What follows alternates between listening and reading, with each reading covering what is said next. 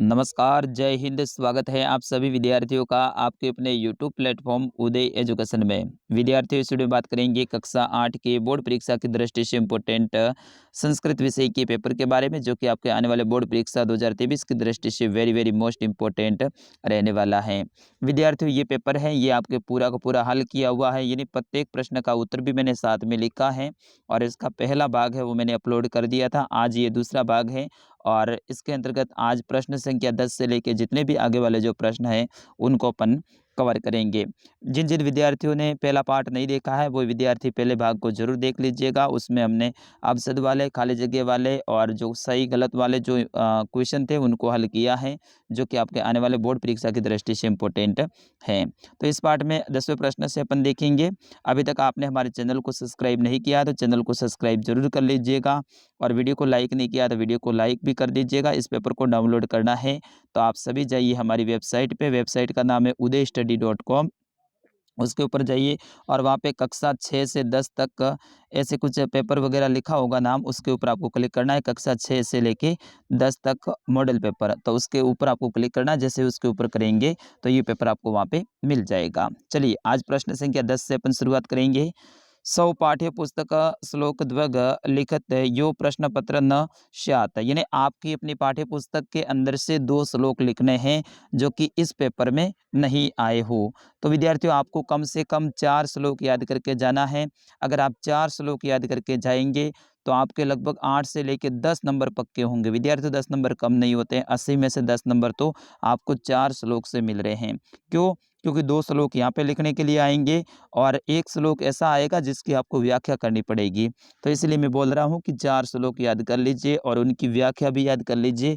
बिल्कुल आपके लिए वरदान साबित होने वाले हैं। तो आपको 2 श्लोक लिखने हैं। इस तरह से मैंने यहाँ पे 2 श्लोक लिख रखे हैं। फिर उसके बाद में प्रश्न संख्या 11 ऐसा प्रश्न आएगा और ये प्रश्न वेरी मोस्ट इम्पोर्टेंट है। आप कह सकते हैं आपके लिए वरदान साबित होने वाला है। हो सकता है यही प्रश्न आपके एग्जाम में आ जाए। तो इसमें क्या करना है, घटनाक्रमानुसारम वाक्यानि लिखत, यानी आपको घटनाक्रम के अनुसार सही व्यवस्थित रूप से इन वाक्यों को लिखना। यानी पहले नंबर पे कौन सा आएगा, दूसरे नंबर पे कौन सा आएगा।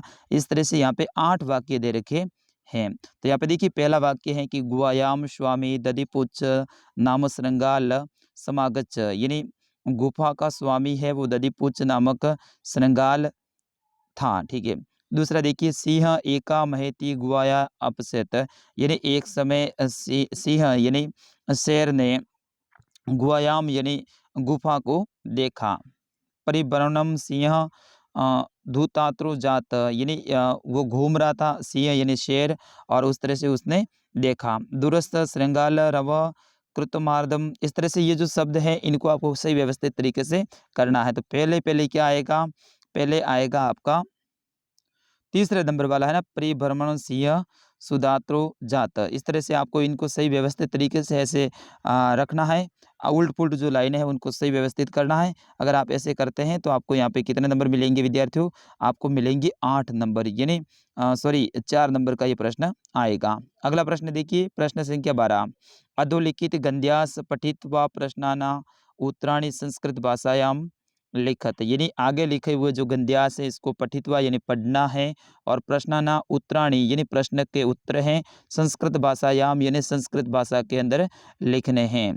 तो आगे जो प्रश्न दे रखे हैं, सबसे पहले आपको क्या करना है, इन गद्यांश को पढ़ लेना है। कस्मित वने खर खरम नाम सिंह प्रतिवसति शम सह कदाचित इतत परिभ्रमणम सुधात न किंचिदपि आहारं प्राप्तवान् ततः सूर्यास्ते समये एका महती गुहाया दृष्ट्वा स अचिन्तयत् न्यून एकस्य गुहायां रात्रे जीव आगच्छति यत अत्रे निगूढोत् भूत्वा तिष्ठामि इति। इस तरह से ये जो आपका गद्यांश है इसको पढ़ के आपको उत्तर देने हैं। जैसे कि पहला प्रश्न है कि अस्य गद्यांशे पठित्वा उचित शीर्षक लिखत, यानी इस गद्यांश का आपको उचित शीर्षक लिखना है। तो इसका उचित शीर्षक है वो क्या है, सुधार्थ सिंह से, ठीक है ना, ये आपको इसका उचित शीर्षक है। दूसरा प्रश्न है कि वन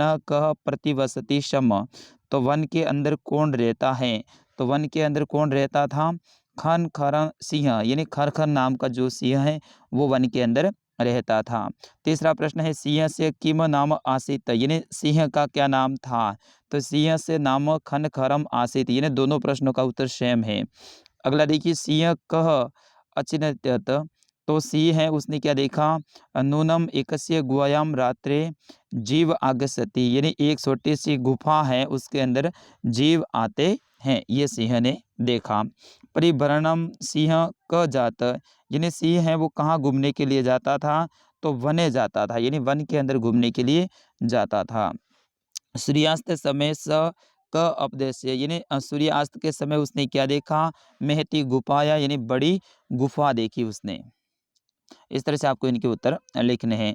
प्रश्न संख्या 13 है कि बिलस्य वाणी न कदापि में श्रुता अथवा कंटकेन कंटकम कथा सारा हिंदी भाषायाम लिखित। वेरी वेरी मोस्ट इम्पोर्टेंट है, आपकी दो कहानी है। एक तो है बिलस्य वाणी न कदापि में श्रुता, ये जो कहानी है ये याद कर लेना। अगर ये याद नहीं करते हैं तो आपको ये कंटकेन कंटकम ये जो कहानी यानी कथा है इसको अच्छे से याद कर लीजिएगा और इसका कथासार हिंदी भाषा में आपको लिखना है। तो यहाँ पे कंटकेन कंटकम जो कहानी है उसका सार यहाँ पे लिखा हुआ है। इसका सार किस प्रकार से है कि ये मध्य प्रदेश के डिंडोरी जिले में प्रधानों के बीच में प्रचलित एक लोक कथा है और ये पंचतंत्र की शैली में रचित है। इस कथा में ये स्पष्ट किया गया है कि संकट में चतुराई एवं प्रत्यमंती से बाहर निकला जा सकता है और विलस्यवाणी कदापि, इस तरह से इसका कथासार लिखना है, बिल्कुल शॉर्ट में आपको लिखना है। प्रश्न संख्या 14 है कि रेखांकित पदानी अद्वितीय प्रश्न निर्माण करत यानी जो रेखांकित शब्द हैं इसका आपको प्रश्न निर्माण करना है, इसकी जगह पे आपको क्या करना है? प्रश्न निर्माण करना है। तो ये बिल्कुल इजी होता है प्रश्न निर्माण करना। जैसे कि पहला देखिए गुणा गुणेशु गुणा भवती, तो यहाँ पे इसका प्रश्न निर्माण करेंगे तो के गुणासु गुणा भवती, ठीक है ना। तो यहाँ पे के लिखना है इस अंडरलाइन की जगह पे, तो आपका सही प्रश्न निर्माण हो जाएगा। अगला देखिए नद सुस्वादुत्वा भवती, तो यहाँ पे का आ जाएगा, ठीक है ना, नद की जगह पे का आ जाएगा। इस तरह से आपको प्रश्न निर्माण करना है। उसी तरह से व्याधा व्याघ्रे जलात बही निसारत, तो यहाँ पे व्याध नहीं है, डायरेक्ट व्याघ्र ही हो जाएगा, ठीक है ना। तो यहाँ पे क हो जाएगा। इस तरह से क व्याधे व्याघ्र अकस्मात बही निशायत, इस तरह से आपको इसका प्रश्न निर्माण करना है। आगे प्रश्न है उसमें देखिए अधोलिखितानाम प्रश्नानाम पूर्ण वाक्य उत्तरम, यानी आगे लिखे हुए प्रश्न हैं इनके पूरे वाक्य में उत्तर आपको देने हैं। तो देखिए पहला व्यम कस्या दिशे अग्रश्याम यानी अपन किस दिशा में आगे जा रहे हैं? तो वयम डिजिटल भारतीय दिशे अस्या दिशि अग्रश्याम यानी हम डिजिटल भारत की ओर आगे बढ़ रहे हैं। अगला देखिए संश्लेन वने की कृतम, तो संश्लेन वने जालम प्रचारित यानी संश्लेन वन है वो वन के अंदर क्या कर रहा है? जाल को बिछा रहा है।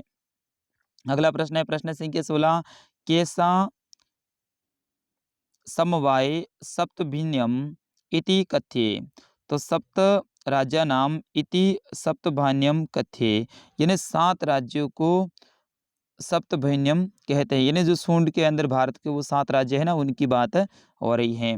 राकेश शालिनी कुत्र गंतु कथयति, तो राकेश है वो शालिनी को कहाँ जाने के लिए कहता है? तो चिकित्सक को प्रति शालिनी गंतु कथयति यानी डॉक्टर के पास में जाने को कहता है।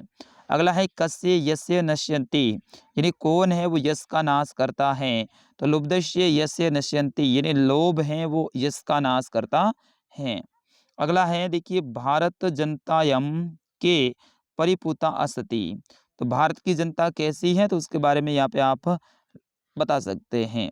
अगला प्रश्न है प्रश्न संख्या 18 और ये भी वेरी वेरी मोस्ट इंपॉर्टेंट है। इस तरह का ही प्रश्न आपके बोर्ड की मेन परीक्षा में आने वाला है कि चित्र दृष्टवा मनसुसास पदानी स प्रत्युष षष्ठ वाक्यानि रच्यत, यानी आगे जो शब्द दे रखे हैं इनकी सहायता से मंजूसात का मतलब है खाली जगह में आपको 6 वाक्य बनाने हैं चित्र को देखते हुए। तो 6 वाक्य बनाने हैं, किस तरह से बनाएंगे? जैसे कि पहला चित्र को देखिए और यहाँ पे देखिए रक्षाबंधनम भगिनी श्रावण मासे शिक्षारंभस्य, और इस तरह से इनका प्रयोग करना है 6 वाक्यों में। तो पहला देखिए, अस्मिन् चित्रे रक्षाबंधनस्य दृश्य वर्तते। यह चित्र है, ये रक्षाबंधन को दर्शाता है। तो यहाँ पे रक्षाबंधन जो शब्द है इसका प्रयोग हो गया। दूसरा आप क्या लिखोगे, श्रावण मासीय पूर्णिमायाम रक्षाबंधनम आयोजते, यानी यहाँ पे श्रावण मास है इसका भी उपयोग अपन ने कर दिया। श्रावण मासे पूर्णिमायाम रक्षाबंधनम आयोजते, यानी श्रावण महीने की पूर्णिमा को रक्षाबंधन मनाते हैं। तीसरा देखिए, अस्मिन् दिवसे भगिनी भ्रातुः हस्ते रक्षा सूत्रे बंध्यतु। तो यहाँ पे भगेनु भ्राते, ये देखो भगिनी शब्द का उपयोग करना था। तो अस्मिन् दिवसे यानी इस दिन, भगिनी का मतलब है बहन, भ्रातु का मतलब है भाई, हस्ते का मतलब है हाथ, रक्षा सूत्र यानी राखी बांधती हैं। तो इस दिन बहन भाई के हाथ में राखी बांधती हैं। अगला जो आपका प्रयोग करना इस तरह से आप आगे कर लेना, वो इसमें कट गया है। या फिर ये नहीं आता तो अथवा में आ जाएगा, मनसूसाय लिखितान शब्दानाम सहायन कथा लिखित, यानी इन शब्दों की सहायता से आपको कथा पूरी करनी है। तो एकस्मिन वने, इनमें से सबसे पहले शब्द कौन सा आएगा, ये लास्ट वाला, काश्यन वेदा जालम विसारे थे। फिर उसके बाद में दूरे आ जाएगा ये वाला शब्द। इस तरह से आपको ये भरना। विद्यार्थियों ऐसा भरोगे तो 4 नंबर मिलेंगे बिल्कुल। ये तो सबसे ईजी है, थोड़ा सा है ना आपको दिमाग का प्रयोग करना है कि कौन सा शब्द कौन सी खाली जगह में आएगा। अगला प्रश्न है प्रश्न संख्या 29 की अधोलिखित पदस्य हिंदी भाषायाम भावार्थ लिखिए। यानी जो आगे पद लिखे हुए हैं, यानी श्लोक लिखे हुए हैं, इनका हिंदी में भावार्थ करना है, यानी हिंदी अनुवाद करना है। तो मैंने कहा था ना कि आपको 4 श्लोक कम से कम याद करके जाने हैं। तो उनमें से 2 श्लोक ये आ गए। इनमें से उन चारों में से अगर आपके द्वारा याद किया हुआ कोई श्लोक होगा तो आराम से आप इनका हिंदी अनुवाद लिख देंगे। तो यहाँ पे श्लोक क्या है, सिंतनिया ही विपदा आदावेव प्रतिक्रियायाम न कूप खननम युक्त प्रतिदप्ते वाहिनी ग्रह। ये जो आपका श्लोक है ये याद कर लेना, ये नहीं है तो ये वाला याद कर लेना। विद्यार्थियों, मैं संस्कृत का टीचर नहीं हूँ, इसके लिए मुझे पढ़ने में भी थोड़ी सी प्रॉब्लम हो रही है, लेकिन जो भी है आप समझ लेना, आपको याद करना है, क्योंकि आपको परीक्षा देनी है, मुझे नहीं देनी है। मुझे तो ओनली फॉर आपको बताना है। बाकी जो अन्य विषय है उनके पेपर में ज़रूर आपके लिए बढ़िया तैयारी के साथ में लेकर आ सकता हूँ। अगला देखिए, अस्वस्थ्या कारणात् दीनद्वयस्य अवकाशार्थं प्रार्थना प्रधानाध्यापकं प्रति प्रार्थनापत्रं लिखत।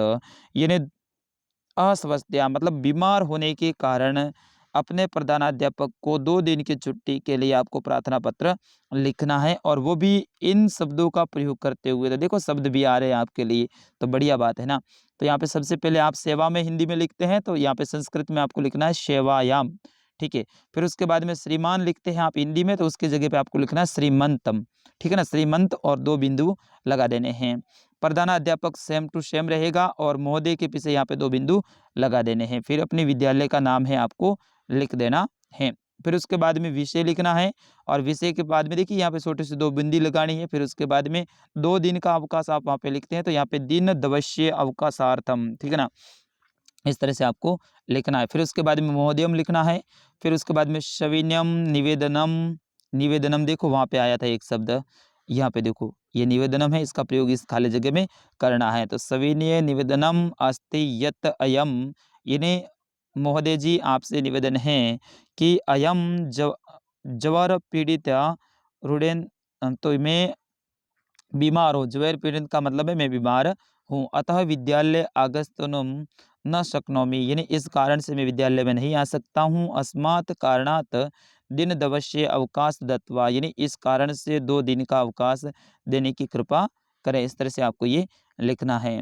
प्रश्न संख्या 21 है कि निर्देशानुसार पदानि स्वीकृत्य उदानम विषय निबंध लेखनम कुरुत, यानी आपको यहाँ पे निबंध लिखना है, ठीक है ना। तो किसके ऊपर लिखना है, उद्यान के ऊपर, यानी उद्यान के ऊपर लिखना है। तो यह अस्माकं विद्यालय से समीपे उद्यानम अस्ति, यानी मेरे विद्यालय के पास में एक उद्यान है। उद्यान का मतलब है बगीचा है।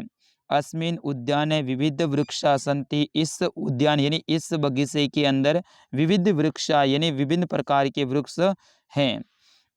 पादपेषु विविधानि पुष्पाणि विकसितानि सन्ति, यानी उन पादपों के अंदर विभिन्न प्रकार के अलग अलग प्रकार के पुष्पाणि यानी फूल भी खिले हुए हैं। फिर उसके बाद में वृक्षेषु विविधा खगा कलखम कुर्यन्ति, यानी इन वृक्षों के अंदर विविधा यानी कई प्रकार के, खगा का मतलब है पक्षी, रहते हैं। जना प्रातः साय भ्रमणाम प्रतिदिनम आगे संति, यानी जना का मतलब है लोग, प्रातः साय का मतलब है सुबह, और शाम भ्रमणात का मतलब है घूमने के लिए रोजाना आते हैं। तो लोग भी यहाँ पे सुबह शाम रोजाना घूमने के लिए आते हैं। तो विद्यार्थियों ये था कक्षा 8 का संस्कृत विषय का पेपर, उसका भाग 2, पहला भाग आपने नहीं देखा है तो उसको भी देख लीजिएगा। इस पेपर को डाउनलोड करना है तो विद्यार्थियों अभी जाइए हमारी वेबसाइट पे, गूगल में जाके सर्च करना है उदय स्टडी, और फिर जैसे उदय स्टडी की जो वेबसाइट आती है उसके ऊपर क्लिक करो। उसके अंदर खूब सारे ऑप्शन मिलेंगे, राजस्थान जीके वगैरह, इंडिया जीके वगैरह, तो उसमें आपको कक्षा 6 से 10 तक मॉडल पेपर ऐसा नाम लिखा हुआ आएगा, class 6 to 10th model paper, उसके ऊपर क्लिक करना है। उसके ऊपर क्लिक करेंगे तो उसके अंदर ये पेपर है, सबसे पहले ऊपर ही ऊपर आपको मिल जाएगा। इसको डाउनलोड करके आराम से पढ़ लीजिएगा। विद्यार्थी मिलते हैं अगले वीडियो में, तब तक के लिए नमस्कार, जय हिंद।